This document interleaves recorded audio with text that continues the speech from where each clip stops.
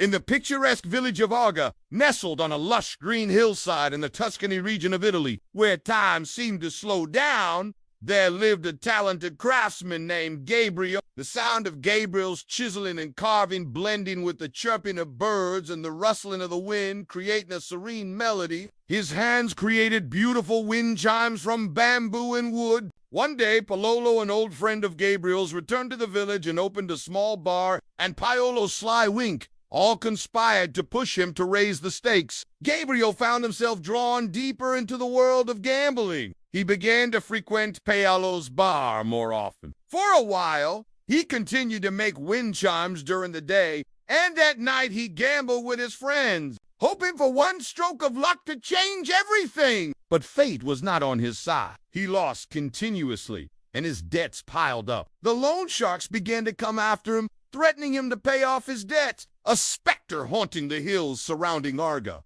He wandered aimlessly, begging for food. He begged for food to survive. In his hands, he always clutched a small, worn, and broken bamboo wind chime. It was the first wind chime he had ever given to Elena, the only remnant of his happy past. Once, a young tourist saw him and recognized the wind chime. He approached and asked, "Sir, that wind chime is beautiful. Does it have a story?" Gabriel looked up. His eyes clouded over, and his lips moved without a sound. The wind chime no longer made a sound, but in his soul, it still played a mournful tune. It was the echo of a golden past that had been lost, the echo of a happy life destroyed by addiction. His life had become a painful warning for those who were losing their way. The vibrant colors of his life had faded to gray. Life's moments of joy are like delicate wind chimes. And if you liked the video, please give it a thumbs up.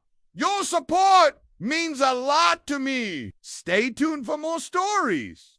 Thank you and goodbye. They make beautiful music when touched by reason and held with the steady hand of self. But when the grip of indulgence tightens, even the sweetest melodies can shatter. Like Gabriel, we must learn to recognize the early signs of indulgence, those subtle whispers that can lead to the deafening silence of regret. Let us cherish our joys, be they big or small, and ensure they remain just that, joys, not tombstones. In the graveyard of our memories, his heart, once filled with the music of wind chimes, now echoed with emptiness. To pay off his debts, Gabriel was forced to sell the assets that he and Elena had built together. First went the old truck he used for materials, then their jewelry, their wedding keepsakes. Joy and laughter gradually vanished from their small house. Elena, with a broken heart, watched everything they had built crumble. But the promises he made to Elena remained just that,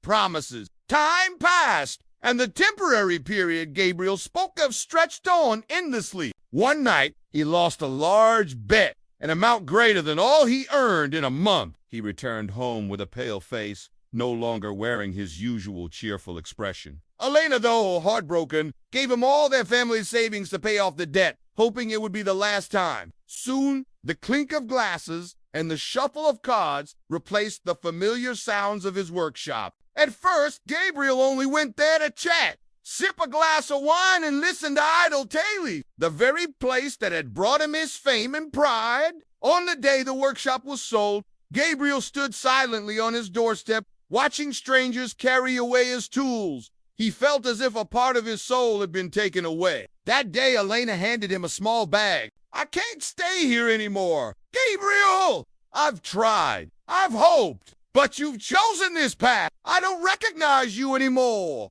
she said, tears streaming down her face. She turned and walked away, leaving Gabriel to drown in despair and regret. But slowly, like a subtle magic, Paolo wove a different kind of charm. There, amidst the aroma of coffee and tobacco, he introduced Gabriel to the game of Scopa, a traditional Italian card game involving betting. The cards became a fascinating challenge. The numbers danced before his eyes, and the thrill of winning a hand sent a rush of excitement through him. Each piece was a symphony of the wind carrying the whispers of nature. Gabriel, with his gentle appearance and eyes sparkling with joy, was respectfully called the Wizard of Wind Chimes by the villagers. He lived happily with his kind and diligent wife, Elena, in a small, pretty house with a garden overflowing with roses. Their life passed peacefully, but that peace was not to last.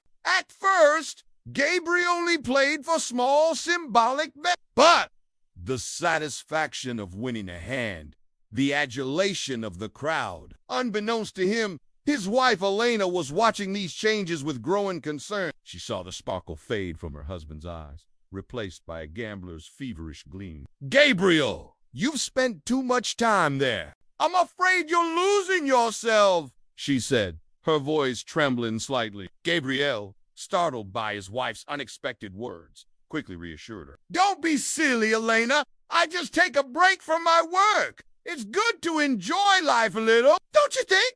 Just wait till I finish the wind chime I'm working on. Then we'll have a lovely dinner and dance to the music. You'll see everything will be as before," he promised, kissing her hand. The once lively melody of their home was now overshadowed by long silences and hushed tones. One evening, Elena could no longer hold back her worry, and so he did. But the urge to recoup his losses and win back what he had lost compelled Gabriel to return to the gambling table. He started making larger bets. Then came the day when Gabriel had to sell his workshop. He had lost everything: his home, his work, and the wife he loved. From that day on, Gabriel became a shadow. Many years later, the villagers of Arga would often see a gaunt, gray-haired old man in ragged clothes huddled on a sidewalk in the town. So, friends, the tale of Gabriel serves as a reminder for us all. Now, tell me, friends, what lessons do you take away from today's story? Share your thoughts!